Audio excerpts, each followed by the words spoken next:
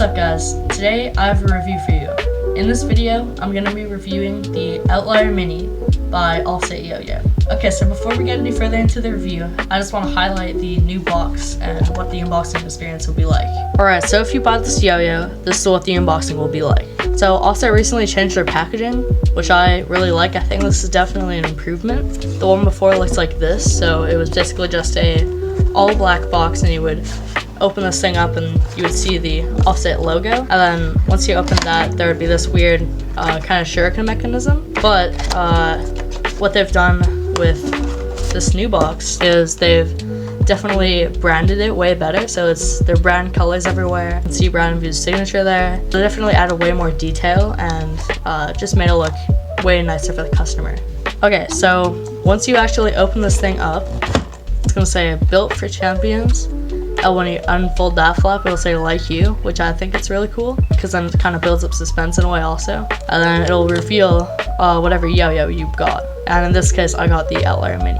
And I'll have a piece of extra string down there, and yeah, that's basically the unboxing experience. Okay, now let's get to the actual product, which is the Outlier Mini. So I got the Platinum V-Blast one. Okay, so for the specs, the diameter of the yo-yo is 41.9, which is obviously way smaller than the 56 diameter of the Outlier Plus. And in comparison to the Outlier Plus, the width of this thing is 37.8, so way less wide than the 50 millimeter width on the Outlier Plus. You can tell it's a training yo-yo. Okay, so for the weight of this thing, it is 66 grams, just like the Outlier Plus.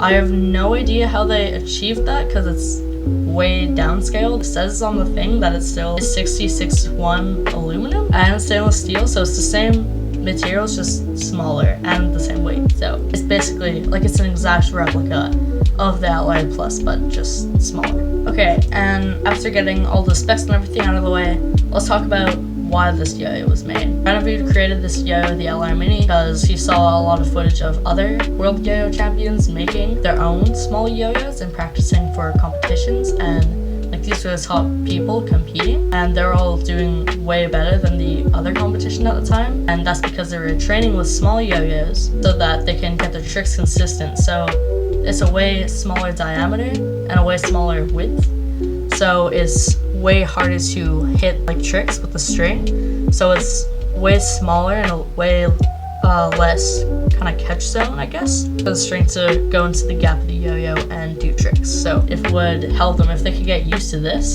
and get used to that tiny width, then they could basically never miss with this because it's way bigger and they would feel way larger. So I don't really know the exact reason of why Brand did it, but I would assume it would be to kind of copy that same strategy so that he could become more consistent with his tricks. Alright, let's get a string on this and throw it.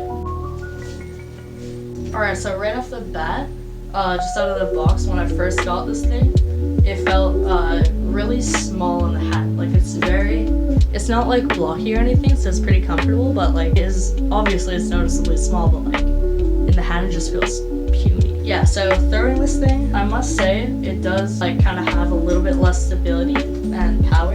But I mean, that's understandable because it has a way less size and everything. Also, it's definitely harder to hit certain tricks. So yeah, I'd say this is a certified training yo-yo because there are definitely some tricks that are a little bit hard to learn on this thing. It basically plays like a Outlier Plus, just miniaturized, which I mean, obviously, because it is that. The thing that I noticed when throwing this yo-yo is that it throws perfectly fine when just doing a normal like sideways throw, except when you throw it forwards, it kind of lacks a little bit of power and kind of shoots forward. So I don't know what the deal is there. Maybe I just need to adjust my throw for that, so you could always kind of just adjust. Yeah, you see that one was a little bit more normal. Okay, so for horizontal, so I'm not amazing at horizontal, but let's try horizontal.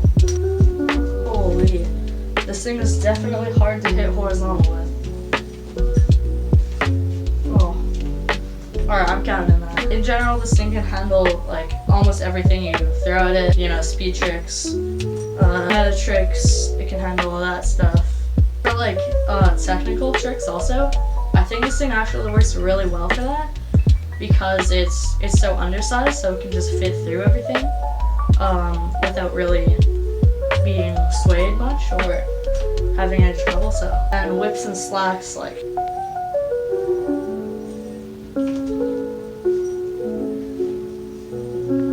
alright, thanks for watching everyone. Hope you enjoyed this review, and I'll see you in the next one.